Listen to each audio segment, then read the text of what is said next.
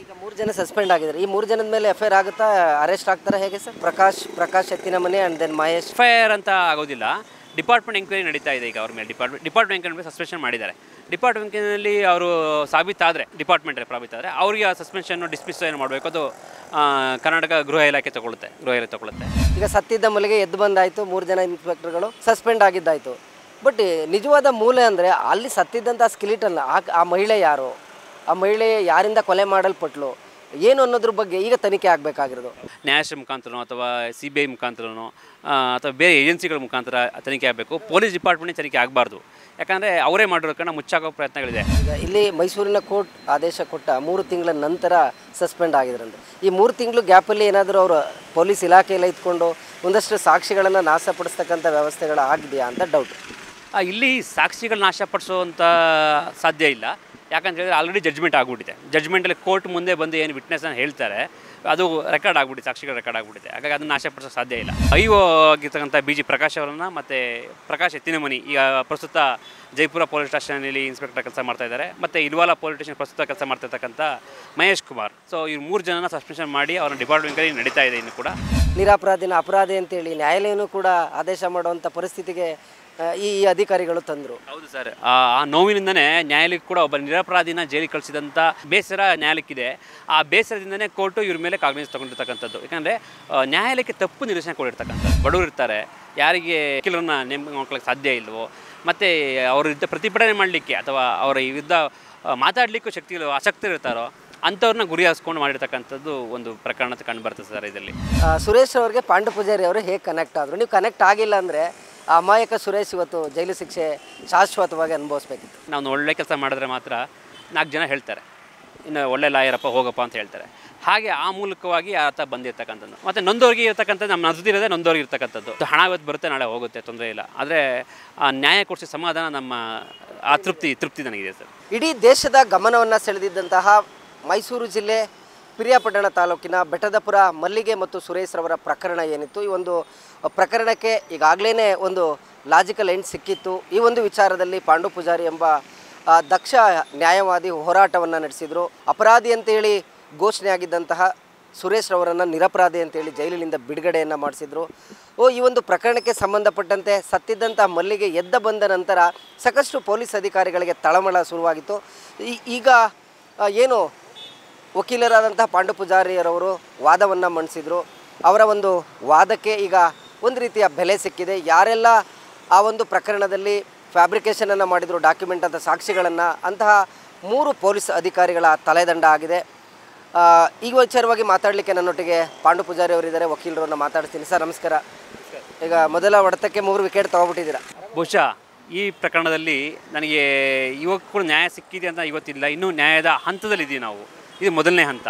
ಯಾಕಂತ ಹೇಳಿದ್ರೆ ಈ ಪ್ರಕರಣದಲ್ಲಿ ಇಷ್ಟು ತಡವಾಗಿ ಪೊಲೀಸರ ನಿರ್ಧಾರ ತಡವಾಗಿ ತೊಗೊಂಡಿರ್ತಕ್ಕಂಥದ್ದು. ನ್ಯಾಯಾಲಯ ಆದೇಶ ಬಂದು 3 ತಿಂಗಳಾದರೂ ಕೂಡ ತಡವಾಗಿ ತೊಗೊಂಡಿದ್ದಾರೆ. ಕೇವಲ ಅವರನ್ನು ಸಸ್ಪೆನ್ಷನ್ ಮಾಡಿದ್ದಾರೆ ಅಷ್ಟೇ. ನಮ್ಮ ಉದ್ದೇಶ ಇರತಕ್ಕಂಥದ್ದು ನ್ಯಾಯಾಲಯದಲ್ಲಿ ಅವ್ರಿಗೆ ಶಿಕ್ಷೆ ಆಗಬೇಕು. ಏನು ಭಾರತೀಯ ದಂಡ ಸಂಹಿತೆ ಕಾಲಂ 193 ಮತ್ತು 194 ಫ್ಯಾಬ್ರಿಕೇಷನ್ ಡಾಕ್ಯುಮೆಂಟ್ ಕೋರ್ಟ್ ಕಾಗ್ನಿಸ್ ತಗೊಂಡಿದೆ. ಅದ್ರ ಮೇಲೆ ಅವರಿಗೆ ಶಿಕ್ಷೆ ಆಗಬೇಕು ಅಥವಾ ಶಿಕ್ಷೆ ಆಗಬೇಕು ಅನ್ನೋದು ನನ್ನ ಕೋರಿಕೆ ಆಗಿತ್ತು. ಈಗ ಸರ್ಕಾರದಿಂದ ಅವರನ್ನು ಸಸ್ಪೆನ್ಷನ್ ಮಾಡಿ ಮತ್ತು ಎಂಕ್ವೈರಿ ಕಂಡಕ್ಟ್ ಮಾಡಿದ್ದಾರೆ.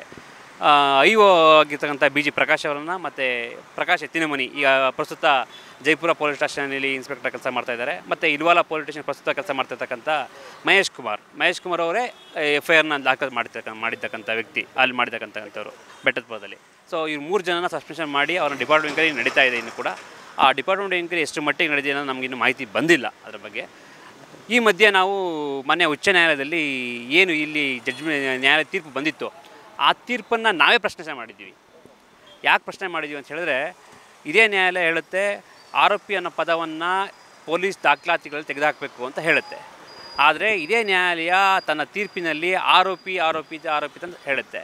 ಸೊ ಹಾಗಾಗಿ ಆ ಪದನೂ ಕೂಡ ಜಡ್ಜ್ಮೆಂಟ್ ಇರೋ ಪದನೂ ಕೂಡ ತೆಗೆದುಹಾಕಬೇಕು ಅನ್ನೋದು ಮೊದಲನೇ ಅದಾಗಿತ್ತು.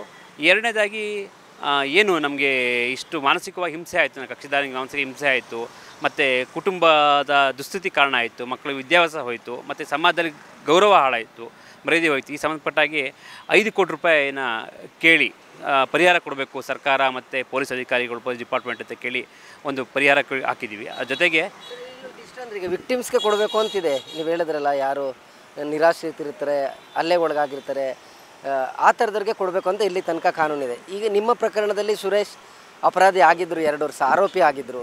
ಈ ಒಂದು ಹಣವನ್ನು ಯಾವ ರೀತಿ ಕೊಡಿಸ್ಲಿಕ್ಕೆ ಪ್ರಯತ್ನ ಮಾಡ್ತಿದ್ರೆ ಒಂದು ಸ್ವಲ್ಪ ಕಾನೂನು ಜಿಜ್ಞಾಸೆ ಇದೆ ಅಂತ ಹೇಳಿ ಸರ್. ಇದರಲ್ಲಿ ವಿಕ್ಟಿಮ್ ಕಾಂಪನ್ಸೇಷನ್ ಆ್ಯಕ್ಟ್ ಅಂತ ಇತ್ತು.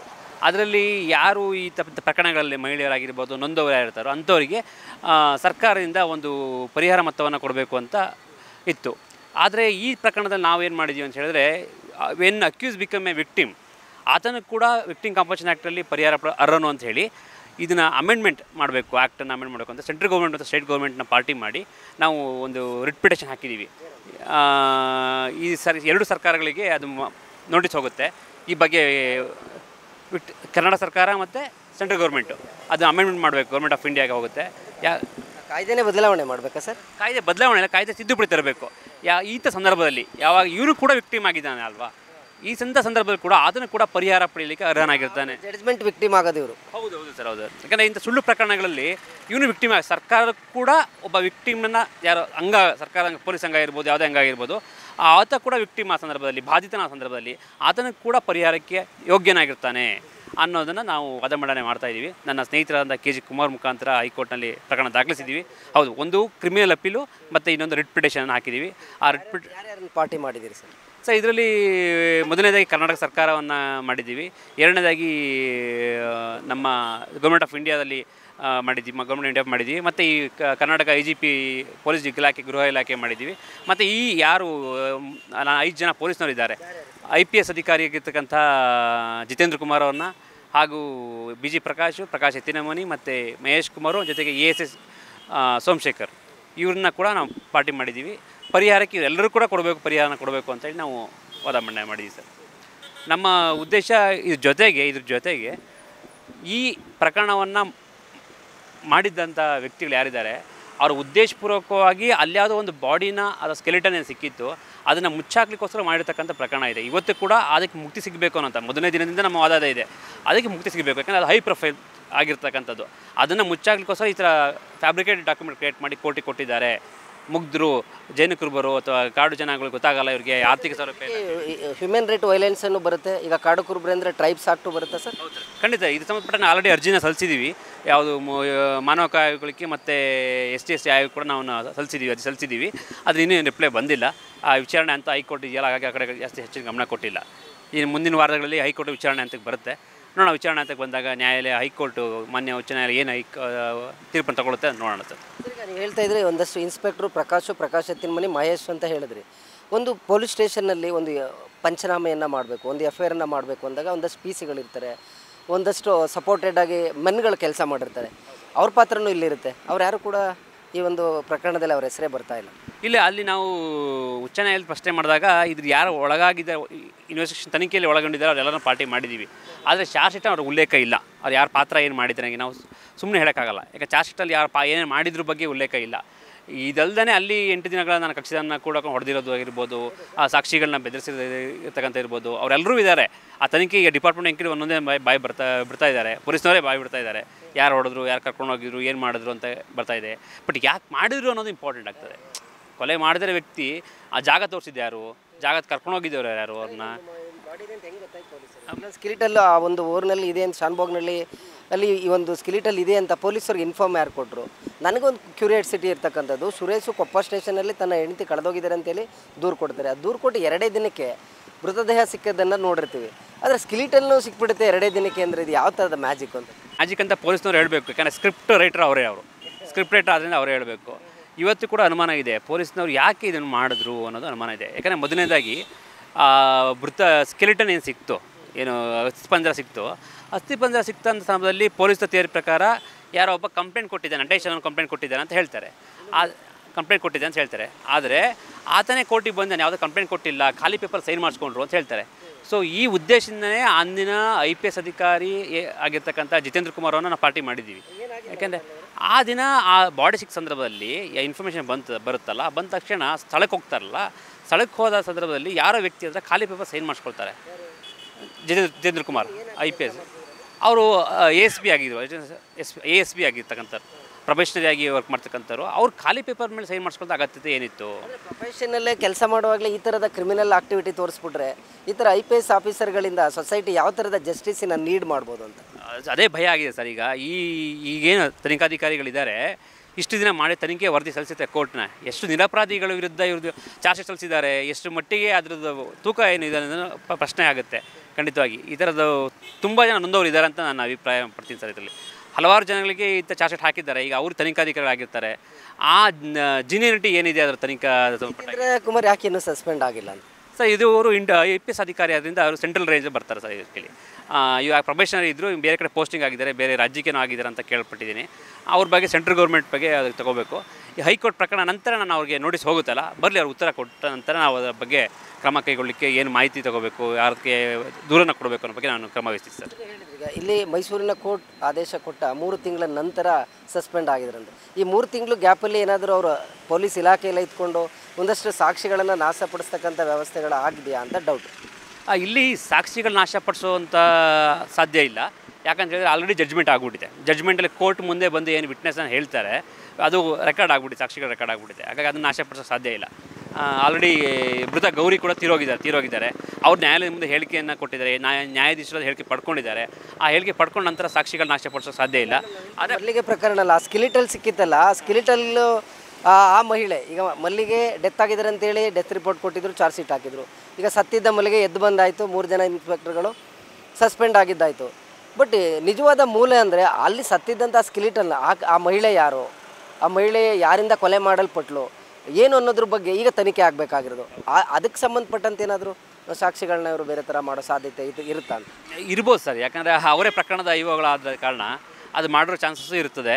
ನೋಡೋಣ ಸರ್, ಇದ್ರ ಬಗ್ಗೆ ಇಂಡಿಪೆಂಡೆಂಟ್ ಬಾಡಿಯಿಂದ ತನಿಖೆ ಆಗಬೇಕು ಅನ್ನೋದು ಕೂಡ ಒಂದು ಮನವಿ ಇದೆ ನಮ್ಮ ಹೈಕೋರ್ಟ್ನಲ್ಲಿ. ಅದು ಹೈಕೋರ್ಟ್ ಇಂಡಿಪೆಂಡೆಂಟ್ ಬಾಡಿ ಅಂತ ಹೇಳಿದ್ರೆ ಇದು ಒಬ್ಬ ನ್ಯಾಯಾಧೀಶ ಮುಖಾಂತರನೋ ಅಥವಾ CBI ಮುಖಾಂತರನೋ ಅಥವಾ ಬೇರೆ ಏಜೆನ್ಸಿಗಳ ಮುಖಾಂತರ ತನಿಖೆ ಆಗಬೇಕು. ಪೊಲೀಸ್ ಡಿಪಾರ್ಟ್ಮೆಂಟ್ ತನಿಖೆ ಆಗಬಾರ್ದು.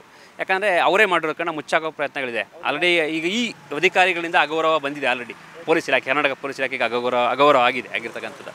ಹಾಗಾಗಿ ಮತ್ತೆ ಅವ್ರಿಗೆ ಕೊಟ್ಟರೆ ತಪ್ಪಾಗುತ್ತೆ, ಸಾರ್ವಜನಿಕರು ಅನುಮಾನ ದೃಷ್ಟಿ ನೋಡ್ತಾರೆ ಅನ್ನೋ ಉದ್ದೇಶದಿಂದ ನಾವು ಮಾನ್ಯ ಉಚ್ಚ ನ್ಯಾಯಾಲಯದಲ್ಲಿ ಅದನ್ನು ಕೂಡ ನಾವು ಮನವಿ ಮಾಡ್ಕೊಳ್ತೀವಿ ಸರ್. ಯಾಕಂದರೆ ಈ ಥರದ ಪ್ರಕರಣಗಳನ್ನು ನೋಡಿದಂಥ ಸಂದರ್ಭದಲ್ಲಿ ಇದು ದೇಶದಲ್ಲಿ 2ನೇ ಪ್ರಕರಣ ಅಂತ ಕೇಳ್ಪಟ್ಟೆ ಸರ್. ದೇಶದ 2ನೇ ಪ್ರಕರಣ ಜೊತೆಗೆ ಈ ಮೊದಲನೇ ಪ್ರಕರಣ ಏನಂತ ಹೇಳಿದ್ರೆ, ಮೊದಲನೇ ಪ್ರಕರಣ ಯಾವ ಥರ ಅಂದರೆ ಯಾವುದೇ ನ್ಯಾಯಾಲಯ ಸ್ಟ್ರಕ್ಚರ್ ಪಾಸ್ ಮಾಡ್ತಾಯಿತ್ತು ಜಡ್ಜ್ಮೆಂಟಲ್ಲಿ. ಪೊಲೀಸರು ಏನು ತನಿಖೆಯಲ್ಲಿ ತಪ್ಪು ಕಂಡು ಮಾಡಿದ್ದಾರೆ, ಸರಿ ತನಿಖೆ ಮಾಡಿಲ್ಲ ಅಂತ ಹೇಳ್ತಾಯಿತ್ತು. ಆದರೆ ಒಂದು ಜಡ್ಜ್ಮೆಂಟಲ್ಲಿ ಪೊಲೀಸರ ವಿರುದ್ಧವೇ ಒಂದು FIR ಮಾಡಿ ಅಂತ ಹೇಳಿ ಕಂಪ್ಲೇಂಟ್ ರಿಜಿಸ್ಟರ್ ಮಾಡ್ಕೊಳ್ತಕ್ಕಂಥದ್ದು, ಅವ್ರು ತಪ್ಪು ಮಾಡಿದ್ದಾರೆ ಅಂತ ಹೇಳಿ ಅವ್ರ ಬಗ್ಗೆ ಒಂದು ಕಂಪ್ಲೇಂಟನ್ನು ದೂರ ಹಾಕೊಂಡು ಇದೇ ಮೊದಲನೇ ಪ್ರಕರಣ ಆಗಿದೆ ಸರ್. ದೇಶದಲ್ಲೇ ಮೊದಲನೇ ಪ್ರಕರಣ ಆಗುತ್ತೆ ಡಿಸ್ಟ್ರಿಕ್ಟ್ ಕೋರ್ಟ್, ಇದೇ ಮೊದಲನೇ ಪ್ರಕರಣ ಆಗಿದೆ. ಹಾಗಾಗಿ ಇದರಲ್ಲಿ ಶಿಕ್ಷೆ ಆಗುವಂಥದ್ದು ಖಂಡಿತ ಅವರಿಗೆ. ಆದರೆ ಪೊಲೀಸ್ ನ್ಯಾಯಾಲಯ ತಗೊಂಡಿರ್ತಕ್ಕಂಥದ್ದು ಕೇವಲ BG ಪ್ರಕಾಶ್ ಮೇಲೆ ಮಾತ್ರ ಕಾಂಗ್ರೆಸ್ ತಗೊಂಡಿರ್ತಕ್ಕಂಥದ್ದು. ನಾನು ಉಚ್ಚ ನ್ಯಾಯಾಲಯ ಪ್ರಶ್ನೆ ಮಾಡಿರ್ತಕ್ಕಂಥದ್ದು ಎಲ್ಲ ಜಿತೇಂದ್ರ ಕುಮಾರ್ ಹಿಡಿದು ಇವರೆಲ್ಲರೂ ಕೂಡ ಆರೋಪಿಗಳನ್ನ ಮಾಡಬೇಕು. ಪೊಲೀಸ್ ಕೋರ್ಟ್ ಕಾಂಗ್ರೆಸ್ ತಗೊಂಡಿರ್ತಕ್ಕಂಥ ತಪ್ಪು, ಇವರು ಕೂಡ ಆರೋಪಿಗಳೇ, ಇವರು ಕೂಡ ತನಿಖೆಯ ಒಂದು ಭಾಗವಾಗಿದ್ದಾರೆ. ಹಾಗಾಗಿ ಇವ್ರ ಸಪೋರ್ಟ್ ಕೂಡ ಇದೆ. ಅದು ಕೇಸ್ ಮುಚ್ಚಾಕೋದಲ್ಲಿ ಅಂದಲ್ಲಿ ಇವ್ರನ್ನ ಕೂಡ ಪಕ್ಷಕಾರ ಮಾಡಿದ್ದೀವಿ. ಇವ್ರ ಮೇಲೆ ಕೂಡ ಭಾರತೀಯ ದಂಡ ಸಂಹಿತೆ 193, 194 ಅಡಿ ಸರ್ ಇದು ಸುಳ್ಳು ಸಾಕ್ಷಿಗಳನ್ನ ಡಾಕ್ಯುಮೆಂಟ್ ಸೃಷ್ಟಿ ಮಾಡಿರ್ತಕ್ಕಂಥದ್ದು. ನ್ಯಾಯಾಲಯಕ್ಕೆ ಡಿಪಾರ್ಟ್ಮೆಂಟಲ್ಲಿ ನ್ಯಾಯಾಲಯಕ್ಕೆ ಚಾರ್ಜ್ ಶೀಟ್ ಕೊಟ್ಟಿದ್ದಾರೆ sir. Entire charge sheet fabricated ಆಗೋಯ್ತು.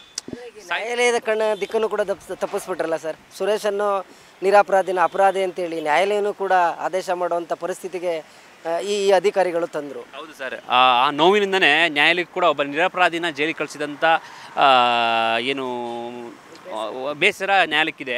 ಆ ಬೇಸರದಿಂದನೇ ಕೋರ್ಟು ಇವ್ರ ಮೇಲೆ ಕಾಗ್ನಿಸ್ ತಗೊಂಡಿರ್ತಕ್ಕಂಥದ್ದು. ಯಾಕಂದರೆ ನ್ಯಾಯಾಲಯಕ್ಕೆ ತಪ್ಪು ನಿರ್ದೇಶನ ಕೊಡಿರ್ತಕ್ಕಂಥದ್ದು. ಯಾಕಂದರೆ ನ್ಯಾಯಾಲಯ ಕೇವಲ ಪ್ರಾಸಿಕ್ಯೂಷನ್ ಹೇಳ್ದಂಗೆ ಪೊಲೀಸರು ಹೇಳ್ದಂಗೆ ಕೇಳೋದಕ್ಕಾಗಲ್ಲ. ಅವರು ಆರೋಪ ಎಸಗಿರ್ತಾರೆ, ಆರೋಪ ಎಸಗಿರ್ತಾರೆ, ಇವರು ಆರೋಪಿನೂ ಕೂಡ ಇರ್ತಾರೆ. ಇಬ್ಬರು ಕೂಡ ಅಧಿಕಾರ ಕೊಟ್ಟಿರ್ತದೆ ಕೋರ್ಟು, ನ್ಯಾಯಾಲಯ ಕೊಟ್ಟಿರುತ್ತೆ. ಇಬ್ಬರು ಕೂಡ ಯಾರು ಸರಿ ಯಾರು ತಪ್ಪು ಅಂತ ವಾದ ಮಾಡಬೇಕು. ಆದರೆ ಈ ಪ್ರಕರಣದಲ್ಲಿ ಏನಾಗಿದೆ, ಇವರು ನ್ಯಾಯಾಲಯಕ್ಕೆ ಉದ್ದೇಶಪೂರ್ವಕವಾಗಿ ತಪ್ಪು ಮಾಹಿತಿಯನ್ನು ಕೊಟ್ಟಿರ್ತಾರೆ, ತಪ್ಪು ಚಾರ್ಜ್ ಶೀಟ್ ಹಾಕಿರ್ತಾರೆ. ಹಾಗಾಗಿ ಇದನ್ನು ನ್ಯಾಯಾಲಯ ಭಾಳ ಗಂಭೀರತೆಯನ್ನು ತಗೊಂಡು ಅವ್ರ ಮೇಲೆ ಕಾಗ್ನೈಸ್ ತಗೊಂಡು ಕಂಪ್ಲೇಂಟ್ ರಿಜಿಸ್ಟರ್ ಮಾಡಿದೆ. ಈ ಪ್ರಕರಣದಲ್ಲಿ ಗೌರ್ಮೆಂಟ್ ಪಬ್ಲಿಕ್ ಪ್ರಾಸಿಕ್ಯೂಟರ್ ರೋಲ್ ಏನು ಅಂತೇಳಿ ಸರ್, ಇದು ಮೊದಲು ಪ್ರಾಸಿಕ್ಯೂಟ್ರು ಅತಂಡವಾದನೇ ಮಾಡ್ತಾಯಿದ್ರು. ಮೊದಲನೇದಾಗಿ ನಾ ಹೇಳೋ ವಿಚಾರ ನಂಬ್ತಾ ಇರಲಿಲ್ಲ. ಯಾಕೆಂದರೆ ಅಲ್ಲಿ ಇಂಗ್ರೀಡಿಯೆಂಟ್ಸ್ ಯಾವುದು ಇರಲಿಲ್ಲ. ಬರ್ತಾ ಏನಾಯಿತು, ಯಾವತ್ತು ನ್ಯಾಯಾಲಯ ಸಾಕ್ಷಿ ತಗೊಬಂದಾಗ ಇದೇ ನ್ಯಾಯಾಲಯದಲ್ಲಿ ನನಗೆ ಮತ್ತು ಪ್ರಾಸಿಕ್ಯೂಟ್ರ್ ಮಧ್ಯೆ ಕೆಲವೊಂದು ವಾದ ವಿವಾದ ನಡೆದಿತ್ತು. ಆ ಸಮಯದಲ್ಲಿ ಪ್ರಾಸಿಕ್ಯೂಟ್ರ್ ಹೇಳಿದ ಮಾತು, ಅಷ್ಟಿದ್ರೆ ಕರ್ಕೊಂಡು ಬಿಡ್ರಿ ಅವ ಮಲ್ಲಿಗೆನ ಜೀವಂತ ಇದ್ದರೆ ಅಂತ ನನಗೆ ಚಾಲೆಂಜ್ ಕೂಡ ಹಾಕಿದ್ರು. ಟೈಮಲ್ಲಿ ವಾದ ಮಾಡಬೇಕಾದ್ರೆ ನಾನು ಆವಾಗ ತೀರ್ಮಾನ ಮಾಡಿದ್ದೆ, ಕೊಡ್ತೀನಿ. ಅದೇ ಪ್ರಾಸಿಕ್ಯೂಟ್ರು ನ್ಯಾಯಾಲಯದಲ್ಲಿ ಕೈ ಮುಗಿದು ನನ್ನ ಕಕ್ಷಿದಾರನ್ನು ಗೌರವಿತವಾಗಿ ಬಿಡುಗಡೆ ಮಾಡಬೇಕಂತ ಕೇಳ್ಕೊಂಡಿದ್ದ ಪರಿಸ್ಥಿತಿ ಬಂತು ಪ್ರಾಸಿಕ್ಯೂಟ್ರಿಗೆ. ಹಾಗಾಗಿ ಅದೊಂದು ಸಮಾಧಾನ ಇದೆ, ಅವ್ರಿಗೂ ಪಶ್ಚಾತ್ತಾಪ ಇದೆ, ಪ್ರಾಸಿಕ್ಯೂಟ್ರಿಗೆ ಸಂಬಂಧಪಟ್ಟಾಗೆ ಇದೆ. ಜೊತೆಗೆ ಪ್ರಾಸಿಕ್ಯೂಟರ್ಗಳು ಕೂಡ, ಪ್ರಾಸಿಕ್ಯೂಟ್ ಡಿಪಾರ್ಟ್ಮೆಂಟ್ ಕೂಡ ಅದನ್ನ ಬಗ್ಗೆ ಸ್ವಲ್ಪ ತನಿಖೆ ಮಾಡಬೇಕು. ಯಾರು ಚಾರ್ಜ್ ಶೀಟ್ನ ಸ್ಕ್ರೂಟಿಯನ್ನು ಮಾಡ್ತಾರೆ, ಆ ಸ್ಕ್ರೂಟಿ ಮಾಡೋ ಟೈಮಲ್ಲಿ ಅವ್ರಿಗೆ ಸರಿಯಾದಂಥ ಮಾರ್ಗದರ್ಶನ ಕೊಡಬೇಕು ಇನ್ವೆಸ್ಟಿಗೇಷನ್ ಆಫೀಸರ್ಗಳಿಗೆ. ಮಾಡೋದಿಲ್ಲ. ನೋಡಿ, ಈ ಪ್ರಕರಣದಲ್ಲಿ 498A ಅಂತ ಒಂದು ಸೆಕ್ಷನ್ ಕೂಡ ಹಾಕಿದ್ದಾರೆ, ಇನ್ನು ವರದಕ್ಷಿಣೆ ಕಿರುಕುಳದಿಂದ ಅಂತ ಹೇಳಿ ಹಾಕ್ತಿದ್ದಾರೆ. ಆದರೆ ಸುರೇಶ್ ಮೇಲೆ ಅದು ಯಾರ ಸ್ಟೇಟ್ಮೆಂಟಲ್ಲೂ ಇಲ್ಲ, ಯಾರ ಹೇಳಿಕೆಗಳೂ ಇಲ್ಲ. ಆ ಸೆಕ್ಷನ್ಗಳನ್ನ ಆ್ಯಡ್ ಮಾಡಲಿಕ್ಕೆ ಅನುಮತಿ ಹೇಗೆ ಸಿಕ್ತು? SP ಅವ್ರು ಏನು ಮಾಡಿದ್ರು? ಯಾಕೆ ಅದನ್ನು ಹುಣಸೂರು ಡಿಸ್ಟ್ರಿಕ್ಟ್ ಕೋರ್ಟ್ ಬರ್ತಿದ್ದೆವು, ಡಿಸ್ಟ್ರಿಕ್ಟ್ ಕೋರ್ಟು ಯಾಕೆ ಮೈಸೂರು ತಂದು ಹಾಕಿದ್ರು? ಇದು ಪೊಲೀಸ್ನವ್ರದ್ದು ಎಲ್ಲ ಒಂದು ಸರ್ಕಲ್ ಇದೆ ಸರ್, ಉದ್ದೇಶಪೂರ್ವಕ ಹಾಕಿರ್ತಕ್ಕಂಥದ್ದು. ಅದ್ರ ಬಗ್ಗೆ ತನಿಖೆ ಆಗಬೇಕು. ಅದ್ರ ಬಗ್ಗೆ ಪ್ರಾಸಿಕ್ಯೂಷನ್ ಕೂಡ ತನಿಖೆ ಆಗಬೇಕು. ಪ್ರಾಸಿಕ್ಯೂಷನ್ ಕೂಡ ಅದರಲ್ಲಿ ಇನ್ವಾಲ್ವ್ಮೆಂಟ್ ಇದೆ ಅಂತ ಹೇಳ್ಸುತ್ತಾರೆ. ಯಾಕಂದರೆ ಒಬ್ಬ ನಿರಪರಾಧಿನ ಆರೋಪಿ ಅಂತ ಮಾಡಿರ್ತಕ್ಕಂಥ ಪೊಲೀಸ್ ಅಧಿಕಾರಿಗಳಿಗೆ ಸಹಕಾರ ಕೊಟ್ಟಿರ್ತಕ್ಕಂಥದ್ದು ಕೂಡ ಅಭಿಯೋಜನೆ ಇಲಾಖೆ ಕೂಡ ಇದು ಪಾಲುದಾರರು. ಈ ಶಿಕ್ಷೆ ಕೊಡೋದ್ರಲ್ಲಿ ಅಭಿಯೋಜನೆ ಇಲಾಖೆ ಕೂಡ ಪಾಲುದಾರರಾಗಿರ್ತದೆ ನಾನು ಭಾವಿಸ್ತೀನಿ ಸರ್. ಈಗ ಯಾವುದೋ ಮೂವಿಗಳಲ್ಲಿ ನೋಡ್ತಾ ಇದ್ದೀವಿ ಸರ್, ಯಾಕಂದರೆ ಪೊಲೀಸರು ಯಾರೋ ಪ್ರಭಾವಿಗಳು ಅಥವಾ ದುಡ್ಡು ತಗೊಂಡು ಇನ್ನೊಂದು ಕಾರಣಕ್ಕೆ ಒಂದು ಕೊಲೆ ಪ್ರಕರಣವನ್ನು ಮುಚ್ಚಾಕಲಿಕ್ಕೆ ಅಮಾಯಕರು, ನಿರ್ಗತಿಕರು, ಅಥವಾ ಅವ್ರಿಗೆ ಯಾವುದೋ ಪೊಲಿಟಿಕಲ್ ಬ್ಯಾಕ್ಗ್ರೌಂಡ್ ಇರಲ್ಲ, ಅಥವಾ ಅವರ ಫ್ಯಾಮಿಲಿ ಬ್ಯಾಕ್ಗ್ರೌಂಡ್ ಎಕನಾಮಿಕಲಿ ಸ್ಟ್ರಾಂಗ್ ಇರಲ್ಲ, ಅವ್ರಿಗೆ ವಕೀಲರು ಅಥವಾ ಈ ನಗರ ಪ್ರದೇಶದ ಯಾವ ಜನಗಳ ಒಡನಾಟ ಇರಲ್ಲ, ಅಂಥ ವ್ಯಕ್ತಿಗಳನ್ನೇ ಟಾರ್ಗೆಟ್ ಮಾಡಿ ಇಂಥ ಕೇಸ್ಗಳಲ್ಲಿ ಫಿಟ್ ಮಾಡ್ತಾರೆ. ಯಾಕಂದರೆ ಇವ್ರ ಪರವಾಗಿ ವಾದ ಮಾಡೋರೇ ಇಲ್ಲ ಅಂದರೆ ಇವರು ಸ್ಟೇಷನ್ ಮೆಟ್ಲಿಗೂ ಬರಲ್ಲ, ನ್ಯಾಯಾಲಯಕ್ಕೂ ಬರಲ್ಲ. ಅಬ್ಸಲ್ಯೂಟ್ಲಿ ನಮ್ಮ ಉದ್ದೇಶ ಈಡೇರುತ್ತೆ ಅನ್ನೋ ಒಂದು ಮೈಂಡ್ ಸೆಟ್ ಇದ್ದಂಗೆ ಕಾಣ್ತಿದೆ. ಈ ಪ್ರಕರಣದಲ್ಲಿ ಕೂಡ ಅಷ್ಟೇ, ಯಾರು ಬಡವರು ಇರ್ತಾರೆ, ಯಾರಿಗೆ ಒಬ್ಬ ನ್ಯಾಯಾಧೀಶರನ್ನ ಅಥವಾ ವಕೀಲರನ್ನ ನೇಮಕ ಮಾಡ್ಕೊಳ್ಳೋಕ್ಕೆ ಸಾಧ್ಯ ಇಲ್ವೋ, ಮತ್ತು ಅವ್ರ ವಿರುದ್ಧ ಪ್ರತಿಭಟನೆ ಮಾಡಲಿಕ್ಕೆ ಅಥವಾ ಅವರ ವಿರುದ್ಧ ಮಾತಾಡಲಿಕ್ಕೂ ಆಸಕ್ತಿ ಇರ್ತಾರೋ ಅಂಥವ್ರನ್ನ ಗುರಿ ಹಾಸ್ಕೊಂಡು ಮಾಡಿರ್ತಕ್ಕಂಥದ್ದು ಒಂದು ಪ್ರಕರಣ ಕಂಡು ಬರ್ತದೆ ಸರ್. ಇದರಲ್ಲಿ ಖಂಡಿತ ನೀವು ಹೇಳಿದಾಗೆ ಈ ಪ್ರಕರಣದಲ್ಲಿ ಕೂಡ ಆ ಥರ ಆಗಿದೆ ಸರ್. ಖಂಡಿತ ಅನುಭವ ಆಗಿದೆ ಸರ್. ಯಾಕೆ ನಾನೇ ಕೂಡ 3ನೇ ವಕೀಲ ಆಗಿದ್ದೀನಿ ಈ ಪ್ರಕರಣದಲ್ಲಿ. ಮೊದಲನೇ ವಕೀಲನ್ನ ನೇಮಕ ಮಾಡಿಕೊಟ್ಟವರೇ ಪೊಲೀಸ್ನವರಂತೆ ನಮ್ಮ ಕಕ್ಷಿದಾರ ಪ್ರಕಾರ. ಗಾಂಧಿಯವರು ನಿಮ್ಮ ಹಿಂದೆ ಇದ್ರೂ ಕೂಡ ಹೇಳಿದರು, ಅವನ ಹತ್ರ 25 ದುಡ್ಡು ತೊಗೊಂಡು ನಾವೇ ವಕೀಲರ ನೇಮಕ ಮಾಡಿಕೊಟ್ಟು ಅವರೇ ಎಲ್ಲ ಗೇಮ್ ಪ್ಲ್ಯಾನ್ ಮಾಡಿದರು. ಆ್ಯಕ್ಚುಲಿ ಸರ್, ನನಗೆ ವೀಕ್ಷಕರಿಗೆ ಒಂದು ಕ್ಲಿಯರ್ ಮೆಸೇಜ್ ಬೇಕು. ಸುರೇಶ್ ಅವ್ರಿಗೆ ಪಾಂಡು ಪೂಜಾರಿ ಅವರು ಹೇಗೆ ಕನೆಕ್ಟ್ ಆದರು? ನೀವು ಕನೆಕ್ಟ್ ಆಗಿಲ್ಲ ಅಂದರೆ ಆ ಅಮಾಯಕ ಸುರೇಶ್ ಇವತ್ತು ಜೈಲು ಶಿಕ್ಷೆ ಶಾಶ್ವತವಾಗಿ ಅನುಭವಿಸ್ಬೇಕಿತ್ತು. ಸರ್ ನೋಡಿ ಸರ್, ನಂದು ನಮ್ಮ ವಕೀಲ ವೃತ್ತಿ ಆಗಂದರೆ ನಾವು ಒಳ್ಳೆ ಕೆಲಸ ಮಾಡಿದ್ರೆ ಮಾತ್ರ 4 ಜನ ಹೇಳ್ತಾರೆ, ಇನ್ನು ಒಳ್ಳೆ ಲಾಯರಪ್ಪ ಹೋಗಪ್ಪ ಅಂತ ಹೇಳ್ತಾರೆ. ಹಾಗೆ ಆ ಮೂಲಕವಾಗಿ ಆತ ಬಂದಿರ್ತಕ್ಕಂಥದ್ದು. ಗಾಂಧಿ ಬಂದಾಗಲೂ ಕೂಡ ಆತನ ನಾನು ಫಸ್ಟಾಗಿ ಅವನ ಅನುಮಾನದಷ್ಟೇ ನಾನು ನೋಡಿದೆ. ಅಲ್ಲ, ಸುರೇಶ್ ಅವ್ರ ತಂದೆ ಗಾಂಧಿ, ಸುರೇಶ್ ಅವತ್ತನ್ನು ಕೊಡಿ, ಸುರೇಶಿನ ಜೈಲಲ್ಲೇ ಇದ್ದ. ತದನಂತರ ಅವನು ಇಲ್ಲ ಬದುಕಿದ್ದ ಅಂತ ಹೇಳಿದಾಗಲೇ ನಾನು ಇದನ್ನು ಇದಾಗಿದೆ ಚಾರ್ಜ್ ಶೀಟ್ ನೋಡ್ತಂದ್ರೆ ತುಂಬ ಲೋಪೋಸ್ ಕಂಡು ಬಂತು ಅದು ನನಗೆ. ಹಾಗಾಗಿ ಅದನ್ನು ಇಟ್ಕೊಂಡು ನಾನು ಹೋಗಿರ್ತಕ್ಕಂಥದ್ದು. ನಮ್ಮ ವೃತ್ತಿ ನಾವು ಗೌರವ ಕೊಟ್ಟಾಗ ಅದು ಪಬ್ಲಿಸಿಟಿ ಆಗ್ತದೆ. ಮತ್ತು ನೊಂದವ್ರಿಗೆ ಇರ್ತಕ್ಕಂಥದ್ದು, ನಮ್ಮ ವೃತ್ತಿ ಇರೋದೇ ನೊಂದವ್ರಿಗೆ ಇರ್ತಕ್ಕಂಥದ್ದು. ಅದು ಹಣ ಇವತ್ತು ಬರುತ್ತೆ, ನಾಳೆ ಹೋಗುತ್ತೆ, ತೊಂದರೆ ಇಲ್ಲ. ಆದರೆ ಆ ನ್ಯಾಯ ಕೊಡಿಸಿ ಸಮಾಧಾನ ನಮ್ಮ ತೃಪ್ತಿ ನನಗಿದೆ ಸರ್. ವೃತ್ತಿಯ ನೈತಿಕತೆ ಬಗ್ಗೆ ನಿಮಗೆ ಕಾನ್ಫಿಡೆನ್ಸ್ ಇದೆ, ಆತ್ಮವಿಶ್ವಾಸ ಇದೆ? ಖಂಡಿತ. ನಾನು ಯಾವತ್ತೂ ಕೂಡ ಸರ್, ನಾನು ಮೊದಲನೇ ದಿನದಿಂದನೂ ಕೂಡ ನಾನು ಪ್ರೊಫೆಷನಲ್ ಎಥಿಕ್ಸನ್ನು ಇಟ್ಕೊಂಡಿದ್ದೀನಿ. ಖಂಡಿತ ಅದು ಮುಂದುವರಿಸ್ತೀನಿ. ನನ್ನ ಕೊಲೀಸ್ಗಳು ಯಾರು ಬರ್ತಾರೆ, ಮುಂದಿನ ಪೀಳಿಗೆ ಯಾರು ಬರ್ತಾ ಇದ್ದಾರೆ, ಅವ್ರಿಗೆ ಕೂಡ ಅದನ್ನು ಹೇಳ್ತಾ ಇದ್ದೀನಿ, ಈ ಥರ ಮಾಡಬೇಕು. ನನ್ನ ಸ್ನೇಹಿತರು ಕೂಡ ಹಾಗೆ ಇದ್ದಾರೆ. ಹಾಗೆ ನಾನು ಮುಂದುವರ್ಕೊಂಡು ಹೋಗ್ತೀನಿ ಸರ್. ಈಗ 3 ಜನ ಸಸ್ಪೆಂಡ್ ಆಗಿದ್ದಾರೆ. ಈ 3 ಜನದ ಮೇಲೆ FIR ಆಗುತ್ತಾ, ಅರೆಸ್ಟ್ ಆಗ್ತಾರಾ, ಹೇಗೆ sir? Prakash Ettinamane and then Mahesh. Sir, ಇದರಲ್ಲಿ FIR ಅಂತ ಆಗೋದಿಲ್ಲ. ಡಿಪಾರ್ಟ್ಮೆಂಟ್ ಎಂಕ್ವೈರಿ ನಡೀತಾ ಇದೆ ಈಗ ಅವ್ರ ಮೇಲೆ. ಡಿಪಾರ್ಟ್ಮೆಂಟ್ ಎಂಕ್ವೈರಿ ಮೇಲೆ ಸಸ್ಪೆನ್ಷನ್ ಮಾಡಿದ್ದಾರೆ. ಡಿಪಾರ್ಟ್ಮೆಂಟ್ನಲ್ಲಿ ಅವರು ಸಾಬೀತಾದರೆ, ಡಿಪಾರ್ಟ್ಮೆಂಟಲ್ಲಿ ಸಾಬೀತಾದರೆ ಅವರಿಗೆ ಆ ಸಸ್ಪೆನ್ಷನ್ನು ಡಿಸ್ಮಿಸ್ ಏನು ಮಾಡಬೇಕು, ಅದು ಕರ್ನಾಟಕ ಗೃಹ ಇಲಾಖೆ ತಗೊಳುತ್ತೆ. ನಮ್ಮ ನ್ಯಾಯಾಲಯದಲ್ಲಿ BG ಪ್ರಕಾಶ್ ಮೇಲೆ ಆಗಿರ್ತಕ್ಕಂಥದ್ದು ಕೂಡ ಈಗ ಆಲ್ರೆಡಿ ಕಂಪ್ಲೇಂಟ್ ಆಗಿದೆ. ಅದ್ರ ಬಗ್ಗೆ ಚರ್ಚೆ ನಡೀತಾ ಇದೆ. ಅಲ್ಲಿ ಕೂಡ ಶಿಕ್ಷೆ ಕೂಡ ಆಗ್ತದೆ. ಈಗ ಎಷ್ಟು ಪ್ರಮಾಣದ ಶಿಕ್ಷೆ ಆಗ್ಬೋದು? ಯಾಕಂದರೆ ಇದು ಪಬ್ಲಿಕ್ಕಿಗೆ ತುಂಬ ಕ್ಯೂರಿಯಾಸಿಟಿಯಿಂದ ನೋಡ್ತಿದ್ದಾರೆ. ಒಬ್ಬ ಸಾಮಾನ್ಯ ಜನ ತಪ್ಪು ಮಾಡಿದ್ರೆ ಆತನಿಗೆ ಮಾತ್ರ ಶಿಕ್ಷೆ ಆಗುತ್ತೆ. ಡಿಪಾರ್ಟ್ಮೆಂಟ್ ಕಾಕಿ ಬಟ್ಟೆ ಹಾಕಿದರೆ ಎಲ್ಲ ಪಬ್ಲಿಕ್ ಮನಿ ಕೊಟ್ಟಿರೋದು ನಿಮ್ತೆ. ಯಾಕಂದರೆ ಕರ್ನಾಟಕ ಪೊಲೀಸ್ ಇಲಾಖೆ ಬಗ್ಗೆ ಇಡೀ ದೇಶದಲ್ಲೇ ಒಂದು ಹೆಮ್ಮೆ ಇದೆ. ಅಂತಹ ಪೊಲೀಸ್ ಇಲಾಖೆಗೆ ಕಳಂಕ ಬೆಳೆದಂಥ ಈ ವ್ಯಕ್ತಿಗಳಿಗೆ ಏನು ಶಿಕ್ಷೆ ಆಗುತ್ತೆ ಕಾನೂನಲ್ಲಿ ಅನ್ನೋ ಒಂದು ಕ್ಯೂರಿಯಾಸಿಟಿ ಇದೆ ಸರ್. ಇಲ್ಲಿ ಡಿಪಾರ್ಟ್ಮೆಂಟ್ ಎಂಕ್ವೈರಿನಲ್ಲಿ ಅವ್ರನ್ನ ಡಿಸ್ಮಿಸ್ ಮಾಡ್ಬೋದು ಅಷ್ಟೇ. ಅದರಲ್ಲಿ ಅಲ್ಲಿ ಮಾಡೋಕ್ಕಂಥದ್ದು. ಅಥವಾ ಈ ನ್ಯಾಯಾಲಯದಲ್ಲಿ 10 ವರ್ಷಗಳ ಶಿಕ್ಷೆ ಕೊಡ್ಬೋದು ಸರ್. ನ್ಯಾಯಾಲಯ 10 ವರ್ಷಗಳ ಶಿಕ್ಷೆ ನ್ಯಾಯಾಲಯ ಕೊಡ್ಬೋದು. ಅವ್ರನ್ನ ಜೈಲಿಗೆ ಕಟ್ಬೋದು, 10 ವರ್ಷಗಳ ಕಾಲ ಶಿಕ್ಷೆ ಕೊಡ್ಬೋದು. ಮತ್ತು ಮುಂದಿನ ಹೋರಾಟ ಹೇಗೆ ಸರ್? ನೀವು ಹೇಳಿದರೆ ಹ್ಯೂಮನ್ ರೈಟ್ಸು ಮತ್ತು SC/ST ಆ್ಯಕ್ಟ್ಗಳೆಲ್ಲ ಇಂಪ್ಲಿಮೆಂಟ್ ಆಗುತ್ತೆ ಅಂದರೆ ಮುಂದಿನ ದಿನಗಳಲ್ಲಿ ಸಾಕಷ್ಟು ಸಂಕಷ್ಟ ಇದೆ, ಅಷ್ಟು ಸುಲಭ ಇಲ್ಲ ಅವರಿಗೆ. ಹೌದು ಸರ್. ಈಗ ಹೈಕೋರ್ಟ್ ಪ್ರಕರಣ ಬಾಕಿ ಇರೋ ಕಾರಣ ಹೈಕೋರ್ಟ್ ನಂತರ ನನ್ನ ಮುಂದಿನ ತೀರ್ಮಾನ ಆಗುತ್ತೆ ಸರ್. ಹೈಕೋರ್ಟ್ ವಿಚಾರಣೆ ಹಂತಕ್ಕೆ ಬರುತ್ತೆ. ಈ ವಾರ ಬರ್ಬೋದು ಅಂದ್ಕೊಂಡಿದ್ದೀನಿ. ಈ ವಾರ ಮುಂಚೆ ವಿಚಾರಣೆ ಬಂದರೆ ಮುಂದಿನ ಹಂತ ನಮಗೆ ಹೇಳ್ತೀನಿ ಸರ್, ಖಂಡಿತ ನಮಗೆ. ಬೆಟ್ಟದಪುರ ಸ್ಟೇಷನ್ನಲ್ಲಿ ಆ ಒಂದು ಸ್ಕೆಲಿಟಲ್ ಏನಿದೆ ಅದನ್ನೇ ಸುರೇಶ್ ಹೆಂಡತಿ ಫ್ರೂವ್ ಮಾಡೋಂಥ ಸಂದರ್ಭದಲ್ಲಿ ಇನ್ವೆಸ್ಟಿಗೇಷನ್ ಆಫೀಸರ್ಗಳು ಸುತ್ತಮುತ್ತ ಇರೋ ಒಂದಷ್ಟು ಗ್ರಾಮಸ್ಥರುಗಳನ್ನ ಅದರಲ್ಲಿ ಸುರೇಶ್ ಅನ್ನೋ ಹೆಸರು ಅವ್ರನ್ನೇ ಡಿಗ್ ಮಾಡಿ ಅವ್ರಿಗೆ ಬೆದರಿಕೆ ಹಾಕಿ ನಿಮ್ಮನ್ನು ಫಿಟ್ ಮಾಡ್ತೀನಿ, ಇಲ್ಲ ಅಂದರೆ ಸಾಕ್ಷಿ ಹೇಳಬೇಕು ಅಂತೇಳಿ ಒಂದಷ್ಟು 12 ಜನ ಸಾಕ್ಷಿಗಳನ್ನು ಕೂಡ ಸೃಷ್ಟಿ ಮಾಡಿದರು ಅಂತ ಸರ್. ಹೌದು, ಈಗ ಬೆಟ್ಟದಪುರ ಪ್ರಕರಣದಲ್ಲಿ ತಾವು ನೋಡಿದಾಗೆ ಸಾಕ್ಷಿ ಸೃಷ್ಟಿ ಮಾಡೋಕ್ಕಿಂತ ಆ ಬಾಡಿ ಎಲ್ಲಿ ಕೊಲೆ ಆಯಿತು ಅನ್ನೋದು ಇಂಪಾರ್ಟೆಂಟ್. ತಂದು ಹಾಕಿದ್ದು ಯಾರು, ಅದು ಕೂಡ ಒಂದು ಹೆಣ್ಮಗು ಇರುತ್ತೆ, ರೇಪ್ ಆ್ಯಂಡ್ ಮರ್ಡರ್ ಇರ್ತದೆ. ಅದು ಆ ಸ್ಕೆಲಿಟನ್ ಆಗೋ ತನಕ ಹಾಗೆ ಬಿಟ್ಟಿದ್ರು. ತದನಂತರ ಅದನ್ನು ಅವರೇ ಕಂಡಿಡಿದ್ರು ಇದೆ ಅಂಥೇಳಿ, ಅವರೇ ಸಾಕ್ಷಿಗಳನ್ನ ಕರ್ಕೊಂಡು ಬಂದರು. ಬಟ್ ಆ ಸಾಕ್ಷಿಗಳು ಯಾವತ್ತೂ ಕೂಡ ಎಲ್ಲೂ ಕೂಡ ಆ ಥರ ಹೇಳಿಲ್ಲ. ವಿಟ್ನೆಸ್ ಬಾಕ್ಸ್ ಬಂದಾಗ ಕೂಡ ಅವ್ರು ಹೇಳಿದ್ರು ಏನಷ್ಟೇ, ನಾವೇನು ನೋಡಿಲ್ಲ, ನಾವು ಪೊಲೀಸರು ಖಾಲಿ ಪೇಪರ್ ಸೈನ್ ಹಾಸ್ಕೊಂಡ್ರು ಅಂತ ಹೇಳಿದ್ದಾರೆ. ಸೊ ಹಾಗಾಗಿ ಇವೆಲ್ಲ ಕ್ರಿಯೇಟೆಡ್ ಮಾಡಿರ್ತಕ್ಕಂಥದ್ದೇ. ಸೊ ಹಾಗಾಗಿ ನ್ಯಾಯಾಲಯ ಅದು ಫ್ಯಾಬ್ರಿಕೇಟ್ ಚಾರ್ಜ್ ಶೀಟ್ ಅಂತ ಹೇಳ್ತಿರೋದು. ಎಂಟೈರ್ ಚಾರ್ಜ್ ಶೀಟ್ ಫ್ಯಾಬ್ರಿಕೇಟ್, ತನಿಖೆನೇ ಆಗಲಿಲ್ಲ ಅಲ್ಲಿ. ಇವ್ರು ಇಷ್ಟ ಬಂದ ತನಿಖೆ ಹಾಕ್ಕೊಟ್ಟಿರ್ತಕ್ಕಂಥದ್ದು. ಖಂಡಿತ ಇದು ಸಾಕ್ಷಿ ಸೃಷ್ಟಿ ಮಾಡಿದ್ದಾರೆ, ಸಾಕ್ಷಿಗಳು ಬೆದರಿಸಿದ್ದಾರೆ, ಮತ್ತು ಇಂಟೆನ್ಷನ್ ಏನು ಅಂತೇಳಿ ಇಷ್ಟೊಂದು ರಿಸ್ಕ್ ತೊಗೊಂಡು ತನ್ನ ಜಾಬ್ ಹೋಗುತ್ತೆ, ತನಗೊಂದು ಕುಟುಂಬ ಇದೆ, ನಾಳೆ ದಿನ ಹೆಚ್ಚು ಕಮ್ಮಿ ಆದರೆ ಏನಪ್ಪ ಅನ್ನೊಂದು ಕಾನೂನು ಭಯನೂ ಕೂಡ ಈ ಅಧಿಕಾರಿಗಳು, ಪೊಲೀಸ್ ಅಧಿಕಾರಿಗಳು ಇರಲಿಲ್ವಾ ಅಂತೇಳಿ. ಆ ಭಯ ಇತ್ತೋ ಇಲ್ವೋ ನೀವು ಅವ್ರನ್ನೇ ಕೇಳಬೇಕು ಬಹುಶಃ ಯಾಕೆ ಮಾಡಿದ್ರು ಅಂತೇಳಿ. ಬಟ್ ಯಾವುದೋ ಒಂದು ಪ್ರಕರಣ ಮುಚ್ಚಾಕ್ಲಿಕ್ಕೆ ಹೊನ್ನಾರಕ್ಕೋಸ್ಕರ ಇದನ್ನು ಮಾಡಿದ್ದಾರೆ ಅನ್ನೋದು ಮೇಲ್ನೋಟಕ್ಕೆ ಗೊತ್ತಾಗುತ್ತೆ. ಆ ಒಂದು ಸ್ಕೆಲಿಟಲ್ ಮರ್ಡರ್ ಹಿಂದೆ ತುಂಬ ಪ್ರಭಾವ ಇದೆ, ವ್ಯಕ್ತಿಗಳಿದ್ದಾರೆ ಅಂತ ಆಯಿತು. ಖಂಡಿತವಾಗಿ ಹೇಳ್ತೀವಿ ಸರ್. ಯಾಕಂದರೆ ಆ ಬಟ್ಟೆಗಳು ಕೂಡ ತಂದು ಹಾಕಿರ್ತಕ್ಕ ಬಟ್ಟೆಗಳೇ, ಅಲ್ಲಿ ಬಟ್ಟೆ ಕೂಡ ಇರಲಿಲ್ಲ, ಸ್ಕೆಲಿಟನ್ನಲ್ಲಿ ಬಟ್ಟೆ ಕೂಡ ಇರಲಿಲ್ಲ. ಈ ಏನು ತಂದು ಹಾಕಿರೋ ಬಟ್ಟೆಗಳೆಲ್ಲ ನಮ್ಮ ಕಕ್ಷಿದಾರ ಹತ್ರ ಕೆಲವೊಂದು ಟೈಮ್ ಒಗ್ಸಿದಾರಂತೆ, ಹೊಸ ಬಟ್ಟೆ ತೆಗೆಸಿ. ನಾನು ಕಕ್ಷಿದಾರ ಹೇಳಿದೆ. ಮತ್ತು ಅದು ನೀವು ಹೇಳಿದಾಗೆ ಆ ನಾಯಿ ನರಿಗಳ ಕಥೆಗಳನ್ನ ಕಟ್ಟಿದ್ದಾರೆ ನೋಡಿ. ನಾಯಿ ನರಿಗಳು ಹೇಗೆ ಎಷ್ಟು ಬುದ್ಧಿವಂತ ನರಿಗಳು ಅಂದರೆ ಬಟ್ಟೆ ಎಲ್ಲ ಬಿಚ್ಚಿಬಿಟ್ಟು ಬರೀ ಮಾಂಸ ತಿಂದಿದೆ. ಹಾಗಾಗಿ ಅದು ಒಂದು ಕೂಡ ಸ್ಕ್ರ್ಯಾಚ್ ಕೂಡ ಆಗಿಲ್ಲ. ಸ್ಕ್ರೀನ್ ಆಗಲಿ, ಇನ್ನರ್ ವೇರ್ ಆಗಲಿ, ಸ್ವೆಟರ್ ಆಗಲಿ, ಬೇರೆ ಯಾವುದೇ ಒಳಗಡೆ ಕ್ಲೋತ್ಗಳಾಗಲಿ ಯಾವುದೂ ಕೂಡ ಒಂದು ಸ್ಕ್ರ್ಯಾಚ್ ಇಲ್ಲ. ನ್ಯಾಯಾಲಯದ ಮುಂದೆ ಅದನ್ನು ಎತ್ತಿ ತೋರಿಸಿದ್ದೀನಿ ನಾನು. ಅಂಥ ಸ್ಕ್ರಿಪ್ಟ್ ರೆಡಿ ಮಾಡಿದ್ದಾರೆ. ಅಂದರೆ ಅವ್ರ ಹೊನ್ನಾರ ಏನಿರ್ಬೇಕು ನೋಡ್ಬೇಕು ಸರ್, ಪೊಲೀಸ್ನವ್ರ ಹೊನ್ನಾರ. ಸುರೇಶ್ ಕೂಡ ಒಂದು ಸ್ಕೆಲಿಟಲ್ಗೆ ಅಂತೆ ಸಂಸ್ಕಾರ ಮಾಡಿದ್ರಂತೆ ಸರ್. ನಿನ್ನ ಹೆಂಡತಿ ಅಟ್ಲೀಸ್ಟ್ ಒಂದು ಆತ್ಮಕ್ಕೆ ಸುರೇಶ್ ಅವ್ರು ಜೈಲಿಗೆ ಹೋದ್ರೂ ಪರವಾಗಿಲ್ಲ ಅಂತೇಳಿ ಆತ್ಮನ ಸ್ವರ್ಗ ಕಳಿಸಿದ್ದಾರೆ. ಬಹುಶಃ ಸ್ವರ್ಗ ಕಳಿಸೋ ಜೊತೆಗೆ ಅದಕ್ಕೊಂದು ಜೀವ ಕೊಟ್ಟಿದ್ದಾನೆ, ಮತ್ತೆ ಜೀವ ಕೊಟ್ಟಿದ್ದಾನೆ ಈತನೇ. ಆ ಸ್ಕೆಲಿಟನ್ ತಲೆ ಬುರುಡ ಇತ್ತು, ಅದನ್ನು ಮಣ್ಣು ಮಾಡಿದ್ದು ನನ್ನ ಕಕ್ಷಿದಾರನೇ, ಸುರೇಶ್ ಅವರೇ ಮಾಡಿದ್ದು. ಮಾಡಿದ ನಂತರ ಅದಕ್ಕೆ ಮುಕ್ತಿ ಇವನೇ ಕೊಟ್ಟಿದ್ದಾನೆ ಕಾಣಿಸುತ್ತೆ. ಮತ್ತೆ ಎದ್ದು ಬಂದಿದೆ ಅದು.